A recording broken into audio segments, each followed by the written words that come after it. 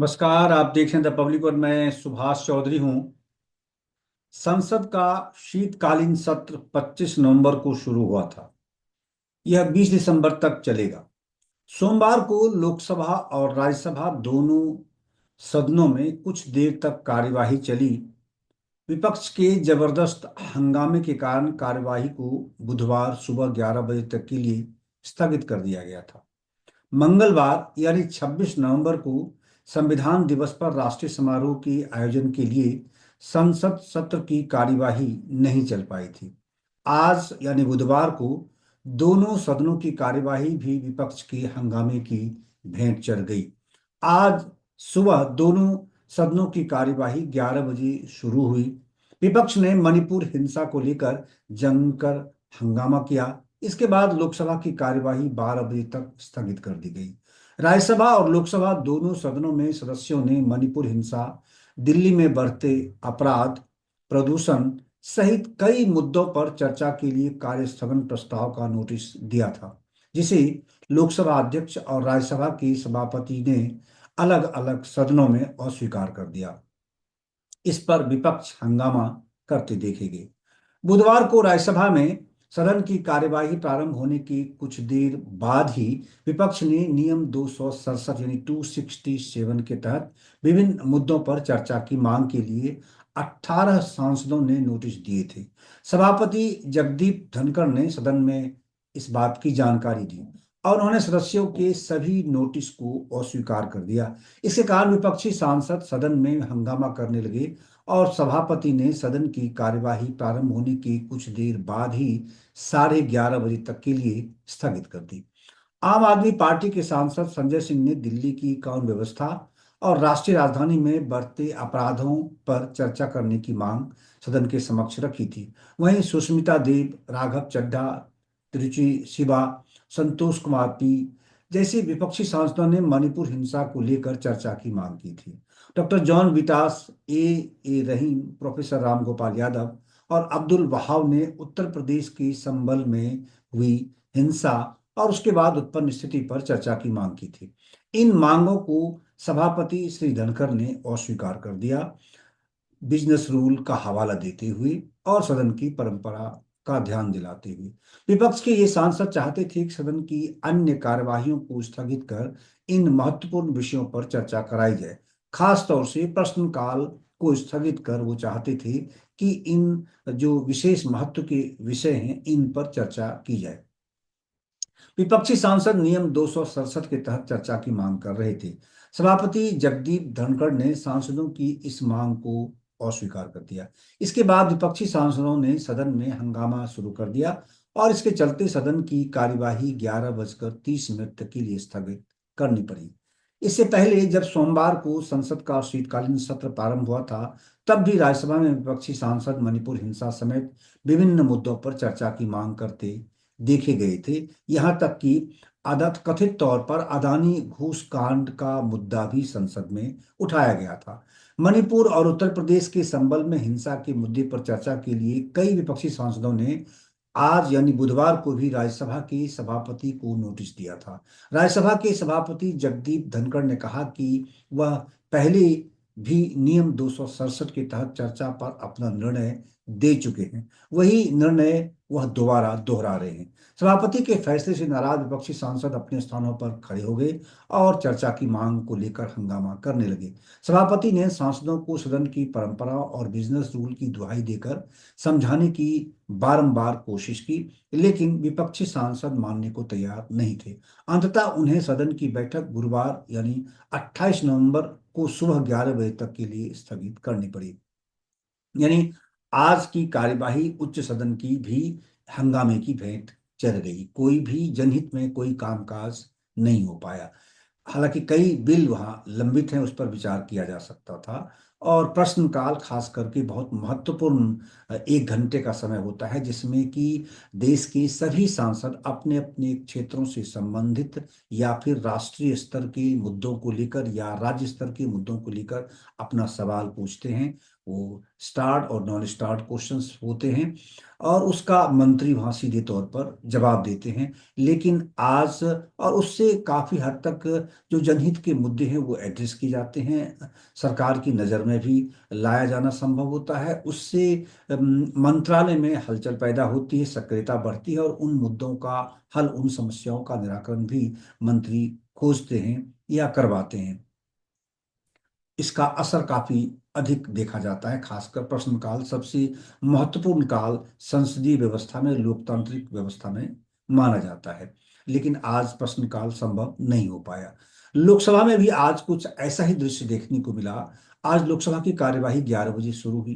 प्रश्नकाल आरंभ होते ही कांग्रेस सहित अन्य विपक्षी दल हंगामा करने लगे। मेरठ से सांसद अरुण गोविल का नाम लोकसभा अध्यक्ष ने पुकारा प्रश्न पूछने के लिए। पहली बार संसद में वो अपना विषय रख रहे थे, यानी अपना सवाल पूछ रहे थे। स्पीकर ओम बिरला सांसदों को समझाते रहे, लेकिन विपक्षी सांसद कार्यस्थगन प्रस्ताव को लेकर अड़ा रहा।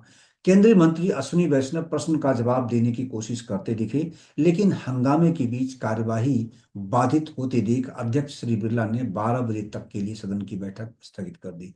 इसके बाद फिर बैठक शुरू हुई तो पीठासीन सभापति ने कई मंत्रालयों से संबंधित पेपर्स सदन के पटल पर रखने की अनुमति दी। कई मंत्रियों ने पेपर्स पटल पर रखे, लेकिन विपक्ष का हंगामा लगातार चलता रहा। अंततः सदन की बैठक गुरुवार सुबह 11 बजे तक के लिए स्थगित कर दी गई। यानी आज भी दोनों ही सदनों में कोई कामकाज नहीं हो पाया। आइए अब आपको लोकसभा की कार्यवाही में आज क्या कुछ हुआ, क्या विपक्षी सांसद कह रही थी, लोकसभा स्पीकर ने क्या कहा और प्रश्नकाल क्यों स्थगित करना पड़ा, पहले दिखाता हूं लोकसभा का नजारा और उसके बाद फिर राज्यसभा की कार्यवाही भी आपको दिखाऊंगा, जहां सभापति और विपक्षी सांसदों के बीच कुछ संवाद हुए हैं, तीखे नोकझोंक हुए हैं और सभापति का क्या कहना था बिजनेस रूल से संबंधित या फिर सदन की बैठक की परंपरा से संबंधित। लेकिन विपक्ष किन बातों को लेकर अड़े हुए थे, आइए आपको दिखाता हूं दोनों सदनों की बैठक को। पहले लोकसभा की बैठक का देखिए दृश्य और फिर राज्यसभा की बैठक का दृश्य। माननीय सभासदों, माननीय अध्यक्ष जी,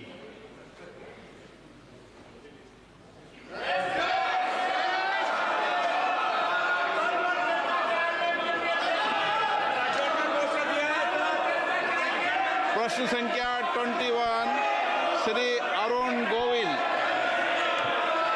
क्वेश्चन नंबर 1। माननीय मंत्री जी, उत्तर सदन के पटल पर रखा हुआ है। माननीय सदस्य, माननीय सदस्य,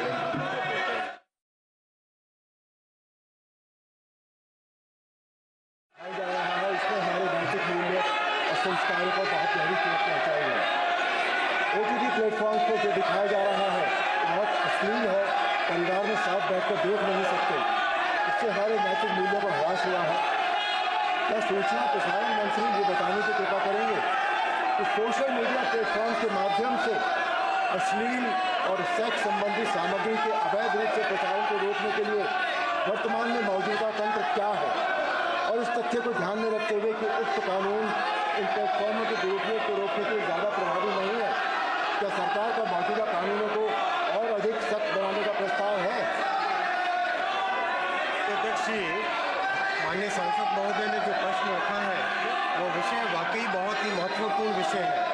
माननीय अध्यक्ष जी, आज सोशल मीडिया और ओटीटी प्लेटफॉर्म का जो युग है, इसमें जो पुराने कई इंस्टीट्यूशंस थे, डेमोक्रेटिक इंस्टीट्यूशंस, और जो एक प्रेस का एक प्रकार था, जिस प्रकार से एडिटोरियल कंटेंट होता था, एडिटोरियल चेक होता था, कोई भी चीज़ छप रही है वो सही है गलत है, उसके बारे में पूरा एक निर्णय लेके मीडिया के अंदर लाया जाता था, वो एडिटोरियल चेक आज ख़त्म हो गया है।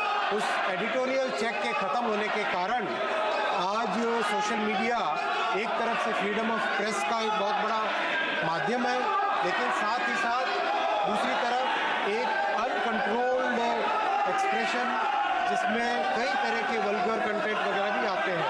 अभी जो एग्जिस्टिंग कानून है माननीय अध्यक्ष जी, इसको निश्चित तौर पे और कड़ा करने की ज़रूरत है और मैं निवेदन करूंगा इसके ऊपर एक कंसेंसस बने। माननीय सदस्यगण, पहली बार माननीय सदस्य अपनी बात सदन में रख रहे हैं। नए सदस्य है, प्रश्नकाल है, आप प्रश्नकाल चलने दें। आपका जो विषय है प्रश्नकाल के बाद चर्चा पर बात करेंगे। आप प्रश्नकाल चलने दें। आप सदन नहीं चलने देना चाहते, सदन में गतिरोध पैदा करना चाहते हैं। सदन चले, मर्यादा से चले। सभी मान्य सदस्यों को अपनी बात कहने का पर्याप्त समय पर्याप्त दो। आप भी को भी अपनी बात रखने का पर्याप्त समय पर्याप्त अवसर दिया जाएगा। पहली बार मान्य सदस्य के प्रश्न है, पहली बार चुनकर आए हैं। मेरा आपसे आग्रह है कि सदन को चलने दें, अपनी अपनी सीट पर जाकर विराजें। सब डिपेंड। इस तरह की आपत्तिजनक सामग्री के प्रसार में विदेशी प्लेटफॉर्म और OTT प्लेटफॉर्म्स की जो भूमिका आती है, क्या सरकार ऐसे प्लेटफॉर्म्स को जवाबदेह बनाने भारत के कानूनों के तहत उनके संचालन को नियंत्रित करने के लिए कोई नई नीति लाने पर विचार कर रही है? सरकार को बहुत ठोस कदम उठाने चाहिए, बहुत अच्छे कानून बनाने चाहिए, बिकॉज इससे जो हमारा जो सामाजिक ढांचा है, जो हमारी हिंदू संस्कृति है, जो हमारी भारतीय संस्कृति है, उसको बहुत चोट पहुंचती है। आज हम जब घर में बैठकर टेलीविज़न देखते हैं या सोशल मीडिया पर कुछ भी देखते हैं तो वो परिवार के साथ बैठकर हम नहीं देख पाते। इससे हमारे नैतिक मूल्यों का बहुत बुरी तरह से ह्रास हुआ है। सरकार को पूरी तरह इस बारे में ठोस कदम उठाने चाहिए और जो भी कंटेंट प्रोवाइडर्स हैं, जो भी विदेशी प्लेटफॉर्म्स हैं, उन सबको भी संचालन के रूप में लाना चाहिए। धन्यवाद। माननीय अध्यक्ष जी, माननीय सांसद शॉर्ट में देते जवाब। माननीय सांसद महोदय ने बहुत महत्वपूर्ण विषय उठाया है। जिन ज्योग्राफी से, जिन कंट्रीज से सोशल मीडिया के ये प्लेटफॉर्म्स निकले हैं, वहाँ की संस्कृति और अपने देश की संस्कृति में बहुत बड़ा फर्क है और ये इस तरह का डिबेट आज दुनिया के करीब करीब हर देश में। इसीलिए मेरा निवेदन है माननीय अध्यक्ष जी कि जो अपनी पार्लियामेंट की स्टैंडिंग कमेटी है वो भी इस विषय को उठाए और इस विषय पे समाज में कंसेंसस हो और इसमें और कड़े कानून बने। माननीय सदस्य, प्रश्नकाल महत्वपूर्ण समय और आप सबका समय। सरकार की जवाब देते होती है, सरकार जवाब देती है। आप प्रश्नकाल को चलने दें। आपको हर मुद्दे पर, हर बात पर चर्चा करने का पर्याप्त अवसर दिया जाएगा। मैं पुनः आग्रह कर रहा हूं, प्रश्नकाल महत्वपूर्ण समय होता है। आप सदन में चलने दें। आप नियोजित तरीके से सदन में गतिरोध पैदा करना चाहते हैं, ये उचित नहीं है। सदन की कार्रवाई आज 12 बजे तक के लिए स्थगित की जाती है। सभासदों, माननीय सभापति जी,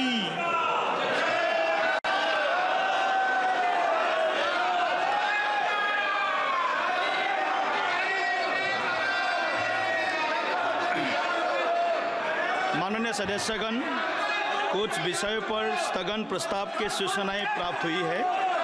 माननीय अध्यक्ष जी ने स्थगन प्रस्ताव की किसी भी सूचना के लिए अनुमति प्रदान नहीं की है। प्लीज सभा पटल पर रखे जाने वाले पत्र item number 2 Shri Gajendra Singh Shekhawat ji, Rao Inderjit Singh ji. On behalf of the Minister of Culture, I rise to lay on the table of the House the papers mentioned at serial number 2 of today's revised list of business. Thank you. Item number 3, Dr. Jitendra Singh ji, please. अध्यक्ष महोदय, आपकी अनुमति से मैं आज की संशोधित कार्यवली की क्रम संख्या 3 पर मेरे नाम के आगे सूचीबद्ध कागजात सभा पटल पर रखता हूं। Item number 4, Shri Arjun Ram Meghwal ji. Item number 4. Honorable Chairperson, sir, with your kind permission, I rise to lay papers on behalf of my colleague Shri Jain Chaudhary, mentioned against his name at serial number 4 in today's revised list of business. Thank you. Item number 5, Sri Sripad Jeswan Naik ji. Sir, I rise to lay on the table of the House the paper mentioned against my name at serial number 5 of today's revised list of business. Item number 6, Sri Pankaj Chaudhary ji. Sri Arjun Ram Meghwal ji. Honorable Chairperson, sir, with your kind permission, I rise to lay papers on behalf of my colleague Shri Pankaj Chaudhary, mentioned against his name at serial number 6 in today's revised list of business. Thank you. Item number 7, Sri Kirti Vardhan Singh ji. Chairman, sir, with your permission, I rise to lay on the table of the House the papers related to the Ministry of Environment, Forest and Climate Change as mentioned against my name at serial number 7 in today's revised list of business. Thank you, sir. Item number 8, Srimati Raksha Khadka ji. Honorable Speaker, sir, with your kind permission, I rise to lay on the table of the House a copy of the following paper, Hindi and English version, as shown against number 8 in today's revised list of business. Item number 9, Sri Sukant Majumdar ji. Chairperson, sir, with your kind permission, I rise to lay on the table of the House the paper mentioned against my name at serial number 9 in today's revised list of business. Item number 10, Sri Harsh Malhotra ji. Honorable Chairperson, sir, I beg to lay the papers on the table of the House as mentioned against my name at serial number 10 in today's list of business. Item number 11, Srimati Nemuben Barman ji. माननीय सभापति महोदय, मैं आज की संशोधित कार्यसूची में क्रम संख्या 11 पर मेरे नाम के आगे उल्लिखित पत्र सभा पटल पर रखती हूँ। Item number 12, Sri George Kurian ji. Honorable Speaker, sir, with your permission, I rise to lay the papers on the table of the House as mentioned against my name, serial number 12 in the revised list of the business for today. Item number 13, Mahasachip. I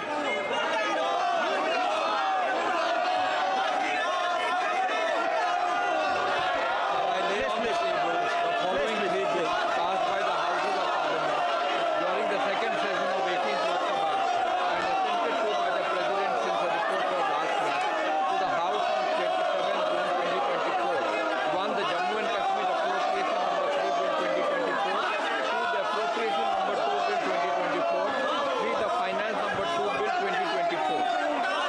Item number 14, I have received 18 notices under Rule 267. Shri Sanjay Singh has demanded discussion over increase in crimes in Delhi.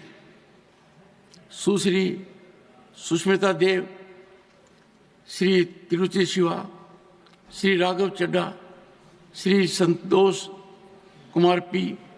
have sought discussion on alarming and continuing violence in the state of Manipur. Dr. John Britas, Shri A.A. Rahim, Professor Ram Gopal Yadav,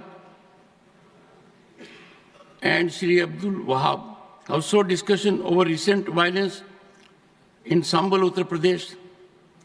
The notices from Shri G.C. Chandrasekhar, Shri Randeep Singh Surjewala, Dr. Syed Nasir Hussain, Shri Neeraj Dangi, Srimati Renuka Chaudhary, Shri Rajiv Shukla, Shri Pramod Tiwari, Shri Akhilesh Prasad Singh, and Srimati J.B. Mathia Isam have demanded constitution of JPC to investigate the alleged misconduct, including corruption, bribery, and financial irregularities of Adani Group in connivance with other authorities. Honorable members, as I have reiterated on several occasions,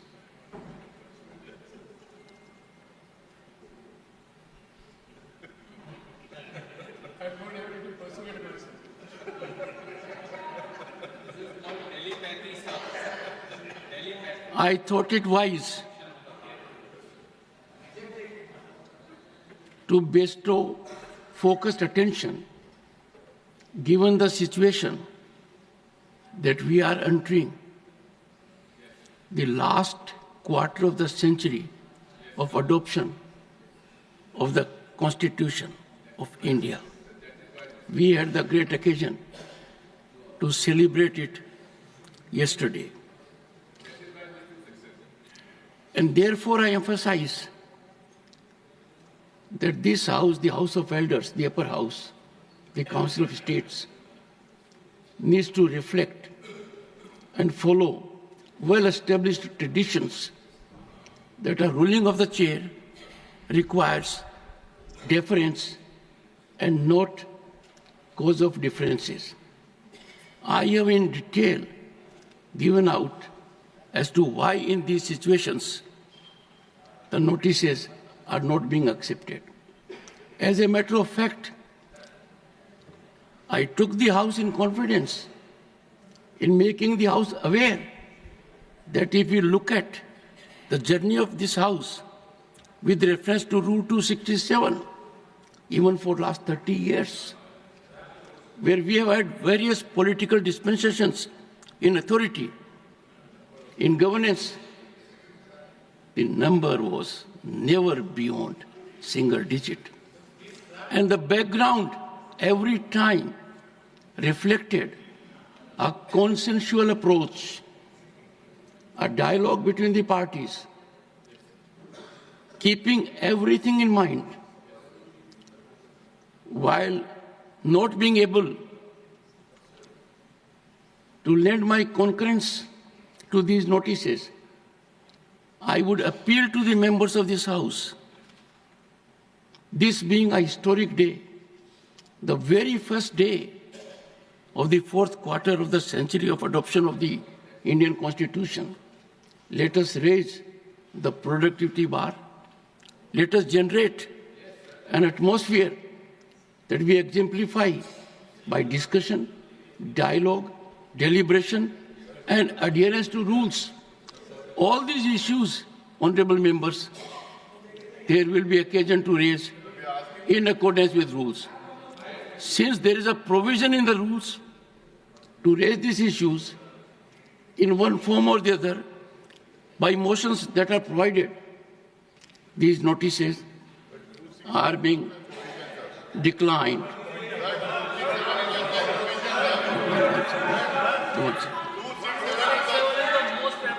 Please, nothing will go on record. Honorable members, take your seat. Nothing will go on record. Nothing will go on record. The House is adjourned to meet at 11:30 a.m. today.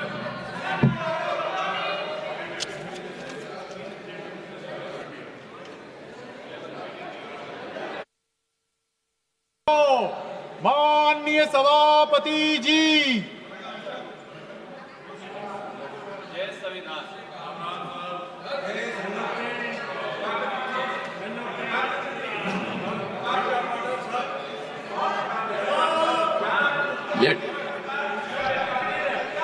Let the House be in order. Let the House be in order, which means let everyone be on his or her seat. Please. Allow me to proceed with the listed business of the House. And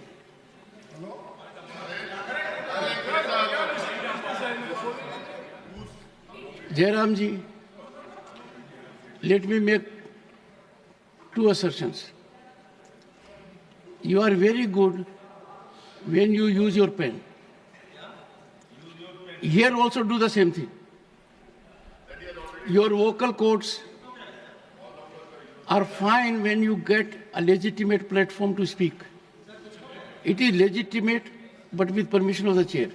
So please, I know it is difficult to give up these habits, but every time you make, that's not appropriate. Please. Please, please. Please, please. Please, please. Please. Pramod Tiwari ji. One second. Nothing is going on record. Nothing is going on record.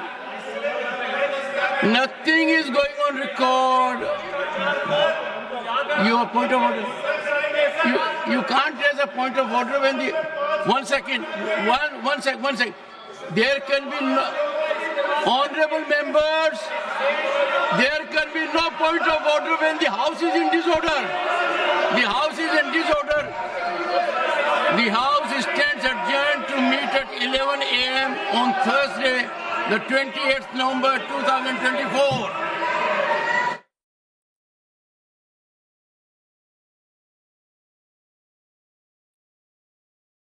तो ये थी आज लोकसभा की कार्यवाही और राज्यसभा की कार्यवाही से संबंधित जो खबर सामने आई है उसको लेकर हमने आप तक पहुंचाने की कोशिश की। आपका बहुत बहुत धन्यवाद। अगर आपने द पब्लिक वर्ल्ड को अब तक सब्सक्राइब नहीं किया है तो इसे जरूर सब्सक्राइब कर हमारी मदद करें। आपका धन्यवाद।